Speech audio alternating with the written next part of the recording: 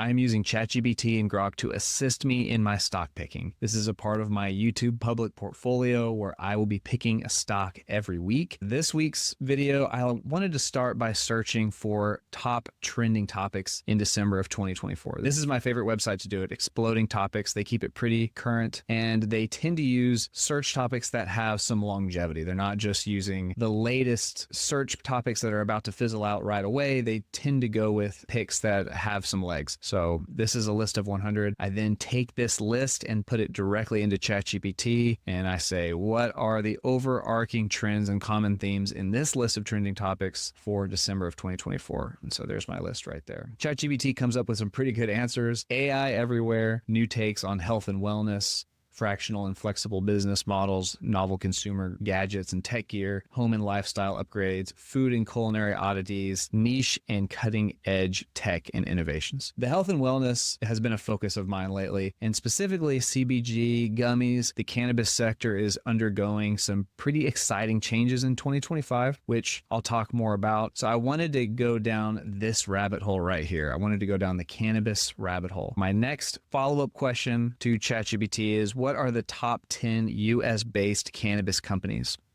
And here we go, blows the list. Curaleaf, Trulieve, Green Thumb, Cresco, Verano, Columbia, Acreage, TerraSend, Parallel, and Planet 13. Cannabis is a tricky market to invest in because it has a lot of regulatory issues. Cannabis is currently a Schedule I drug, which means it falls victim to pretty high taxes, and that's federally. Half of the states currently have legalized cannabis stateside, but federally it's still Schedule I. So there are some big taxes that are a part of trafficking a Schedule I drug. And it's really difficult to get loans from banks where you have businesses that touch Schedule I drugs. The big banks operate federally, and since federally it's illegal, a lot of the big banks do not want to touch cannabis companies. So they're forced to take loans with higher interest rates, which is why if I'm going to invest in this market, I want to invest in the companies that are the most safe and the most secure. So my follow-up question is to rank the companies in terms of financial health, take into account liquidity, solvency, profitability, and operating efficiency. Please use stockanalysis.com for the latest quarterly reports. In the past, I found that if I did not specify where ChatGPT should pull the information, it would get some of the information wrong. Since then, I have requested that it use stock analysis and I've had no problems. And so here is the list.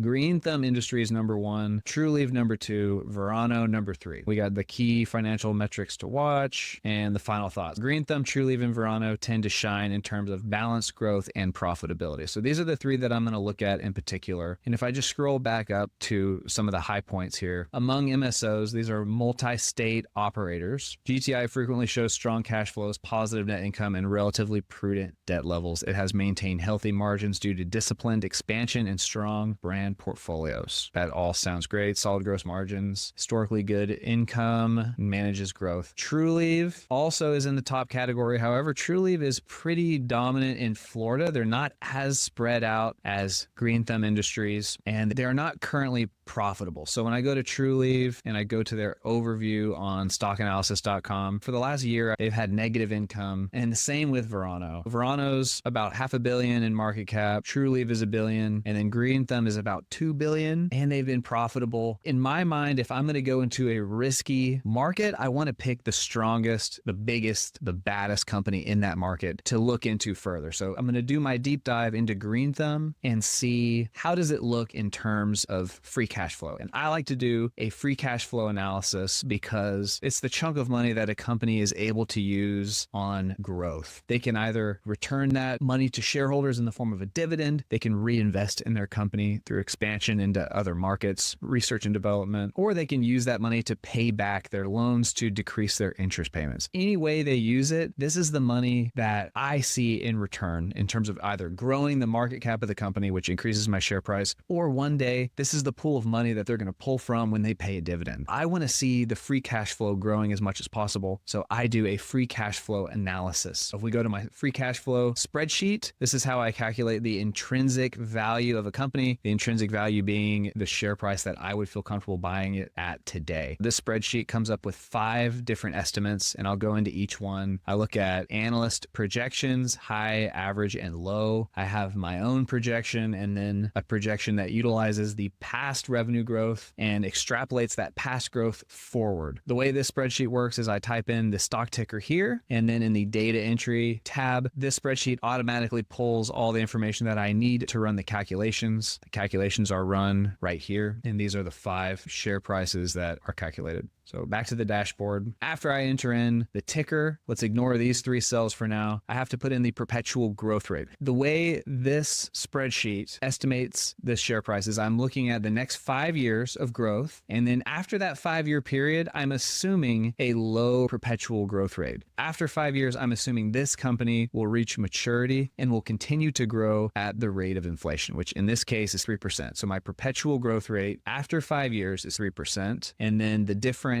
intrinsic value calculations are based on different outcomes over the next 5 years. The high analyst projection, which I must admit, I actually just put in my own estimate for the analyst high. Normally on stockanalysis.com, there will be lots of analyst predictions, but since Green Thumb Industries, Verano, and Trulieve, since they're relatively small companies, they're not on the major stock exchanges yet, there's not any professional analysts that are giving their estimates online. For the low, I put in a continued growth rate of 3%. So we've got 3% over the next 5 years and then 3% going forward. The average analyst projection, I put in 10% growth over the next 5 years until they reach maturity and then continue at 3%. And the high projection is 20% growth year over year, then followed by 3% growth after that. The past projection is based on the past revenue growth, which has been 37% growth on average over the last 5 years. So if that same growth rate continues, then the share price that I would be comfortable paying today would be $33, which is a big difference between the low and using past projections. And then I just threw this in here, 25, just for another data point. So if they continue at 25% growth year over year, then 21 would be a good price. If I go back to the financials, I can see that since 2016, they basically 3x their revenue 4 years in a row. And then since 2020, their revenue was $550 million. Since then, they've about doubled their revenue. So the last 12 months, they're at $1.1 billion. And over the last 3 years, their revenue growth has slowed down quite a bit. I think this is partially due to the interest rate situation that we're in, where interest rates have gone up quite a bit. They haven't been able to get loans as good of rates as they have in the future, so their growth has slowed down quite a bit. Now, it has picked up a bit in 2024, but it still has plateaued quite a bit. For this analysis, I'm going to assume the analyst's low prediction. Just to be safe, I'm going to assume we're just looking at 3% revenue growth. And then the free cash flow margin that I'm dealing with, their free cash flow margin has averaged about 5% over the last 3 years. I'm going to boost that up by an extra 5%. The way this spreadsheet works is I put in my free cash flow margin addition here, 5 plus 5. I'm assuming a 10% free cash flow margin. If we look at the last 12 months, the free cash flow margin has been 12%. So I'm going to assume 10% profitability going forward with minimal revenue growth. However, the big kicker here is that marijuana is undergoing a rescheduling process federally. Currently, it is Schedule 1. During the Biden administration, the HHS and the DEA and the OLC, the Office of Legal Counsel, the Drug Enforcement Administration, and the Health and Human Services, all 3 of those groups have been going through the process of rescheduling marijuana to Schedule 3. The big implication that this has on the marijuana sector is the excise tax. Currently, marijuana is taxed much higher because it is a Schedule 1 drug, which means they are not able to deduct their business expenses. A non-cannabis company, let's say they have $100,000 in revenue. If they have $45K cost of goods sold, their gross profit is $55,000. A cannabis company, they have to pay tax on $55K, whereas a non-cannabis company can deduct their business expenses and then only be taxed on their net income. The federal corporate income tax is 21%. 21% of $10,000 is $2,100. So their after-tax income is $10,000 minus $2,100, $7,900. However, with a cannabis company, they have to pay 21% tax on this $55,000. 21% of $55,000